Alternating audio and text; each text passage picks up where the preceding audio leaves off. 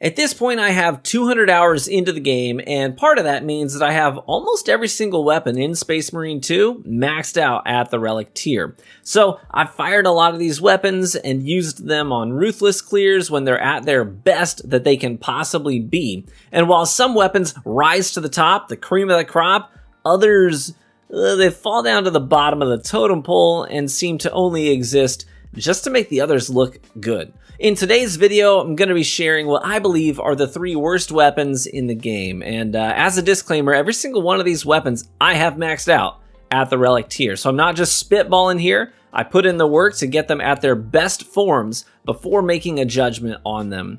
Now, I actually think that at the Relic tier, all weapons are usable, at least, in the game. None of them are like truly awful, save for 2 in particular. But we'll kick off the list today with the weapon that you want to use if you prefer your Carnifex fights to last 10 minutes or more.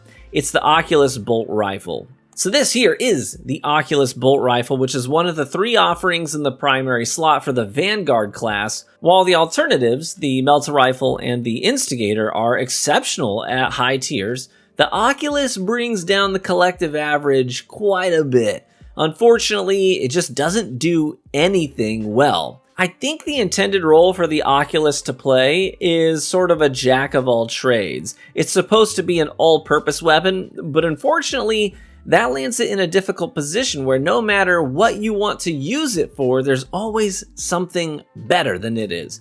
It sucks at ad clearing, first and foremost. Like most bolt rifles do at least okay in this area. Once you level them up, you get the extra damage on your relic tiers of the weapon. You start getting your over-penetration perk shots landing in big crowds.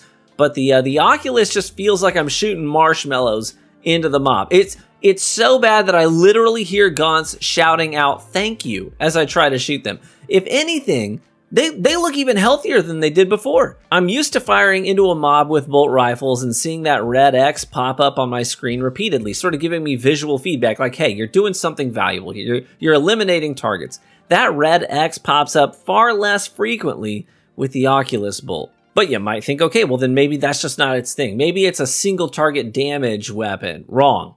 Neurothropes and Carnifexes, they literally shrug off the Oculus fire. Like I'm squinting at the health bar, just trying to see if it's going down at all. Frankly, the damage output against Terminus enemies is so bad, you're actually better off just barrel stuffing them with a Melta rifle or just going for parries and dodges for gun strikes. I emptied my entire reserves into a Carnifex, and it was like I'd barely been participating in the fight at all. At one point, he even yeeted me down the hallway as if to say, dude, go back to minimal, you sorry excuse for a warrior. Like he was just batting away a fly that was mildly annoying. All in all, I have to recommend that you do not waste your time leveling up the Oculus Bolt. It will let you down harder than your father who left for milk 15 years ago and didn't want to lose his spot in line, so he's missed every birthday since. Moving on. Next up is a weapon that honestly isn't flat out terrible. It's just unfortunately it's got some really stiff competition. So the tactical class has access to a lot, and I mean a lot, of exceptional weapons. These include the bolt rifle with the underbarrel grenade launcher, which up until recently was hands down the most powerful primary weapon in the game. It's still exceptional, it's just not broken. It also has the Melta rifle for some good old turn off the brain and slay ads gameplay. There's the Plasma Incinerator, which shreds majors, ads, and Terminus enemies alike. You've got the Stalker Bolt for crazy high damage against big enemies. I mean, there's a lot going on there. But then you've got the Heavy Bolt Rifle. Now, I really did want to like the Heavy Bolt Rifle, to be honest. It's big, it's beefy, and it's got a really big magazine size, so you can just keep shooting and reload less. I like that. And it's not so much that the weapon is bad, right? It's more a problem with not being good enough to compete against the big heavy hitters that already exist in the tactical class. And look, you can definitely do well with the Heavy Bolt, right? Here's a post-game screen from a Ruthless clear, very respectable 446 total kills on Decapitation, which tends to have fewer overall enemies than, say, Inferno. Not bad at all, right? 10k ranged damage certainly isn't anything to brag about, but it's also not awful either. But compare that to the exact same Ruthless Decapitation operation, but this endgame screen here is with the Stalker Bolt. Yeah, over 700 kills with the Stalker Bolt, nearly 17,000 ranged damage. It's really hard to argue with those numbers. I will say that the heavy bolt rifle, it works pretty well for more casual play. If you want to just turn off the brain a bit, easily chew through some gaunts, then that's going to work for you. But it really struggles to find a good rhythm against chaos enemies. When you've got shielded Zangors on the field and snipers out in the rafters, like, accuracy is important in those specific scenarios, right? But accuracy is the Achilles heel of the heavy bolt rifle. And chaos enemies are a lot easier to deal with when you can more consistently place the bullet exactly where you want it to go, right over the shield and hit the Zangor in the head, or those, you see the blue lasers from the sniper rifles out on the wings, and you just need to pull the trigger once, and if it goes where it's supposed to go, that threat is off the field. But you end up outlining them with the heavy bolt rifle, and then you take that unnecessary sniper hit, which tanks all of your armor. That's not good. For all of these reasons, I just can't in good faith recommend that you take the time or spend the resources to get the heavy bolt rifle leveled up until you've invested in like 3 or 4 alternatives first, which means you won't get to it for a while. But hey, that's the heavy bolt rifle. Let's move on. And with that, it takes us to what I think is the worst weapon in the game. The weapon that was so bad that it was buffed, and the buff did basically nothing to make it better. I'm talking, of course, about the Powerfist. I know a lot of people want this thing to be good, and trust me, so do I. Okay, I'm not just here to hate on the Powerfist. In my previous video unpacking this weapon in great detail, I told you all up front that I had it in my mind that this was going to be my main melee weapon in the game. I wanted to love it so bad. I really liked the power fantasy of it, but it's so painfully obvious when you stack it up against the other melee weapons in this game that the Powerfist has an identity crisis and is objectively bad at both single target damage and crowd control.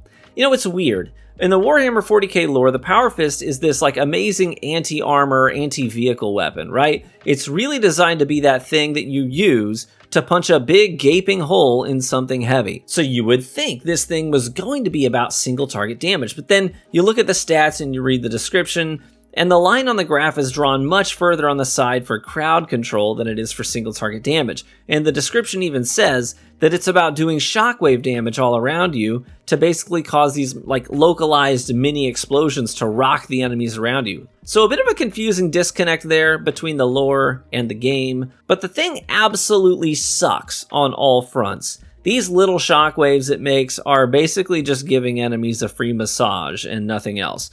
I even invested in the perk that gives you a big charge up ground pound attack that says it's supposed to reach 10 meters with a full charge up, and this thing does jack friggin' squat, right? I've got gaunts literally close enough to lick my elbows, and they're just looking at me like, bro, what is you doing? But then on the other side of it, they just buffed the charge up attack damage on the Powerfist, and it still sucks, right? The idea was to make it better at taking on majors, but here's the problem. Even with the perk selected in the tree that reduces the required amount of time it takes to fully charge up these charged attacks, it still takes too long. When you're fighting chaos enemies, they're just gonna teleport away on you because you can't stun them in time to keep them rooted. So you gotta go chase them down. And the reach on these attacks is abysmal. You have to be in boxing range. And when you're fighting Tyranid majors, you just can't get through your full combo progressions to get these charged up attacks out before you're forced to either parry or dodge incoming attacks. Because these enemies, they're not just going to stand there and watch you charge up a heavy attack. Like, sure, please, Frieza, show me your final form. They don't care about that. They're just going to try to hit you.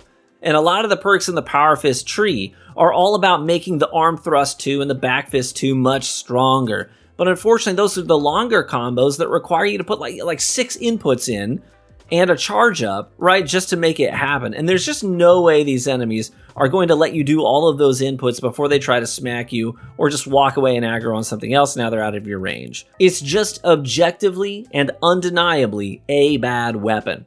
And it's not a problem that just buffing the damage can fix. Like, they got to get under that hood and do some fine tuning on this thing because it's embarrassingly bad right now. And that there is the list, folks. Hey, let me know in the comments below if you think there are any other terrible weapons that should have made the list today and why you think they deserve a spot there. Thanks so much for watching the video and for all the huge support on the channel since we started covering this game. If you enjoyed the video, feel free to leave a like on it, as that's the best free way to support the content right here on YouTube. And consider subscribing for additional Space Marine content as well. Hey, we have a community now well over 100 brothers strong that's gaming together every day and grinding out operations and leveling up together. If you're struggling to find reliable teammates to play with, hey, feel free to check out our Patreon page and specifically look at that really cheap $3 tier. Subscribing there will give you access to our private Discord community, and you can use our LFG, our general chat, and our several Fireteam voice chat rooms as well to form up some teams, make some connections, and level up your classes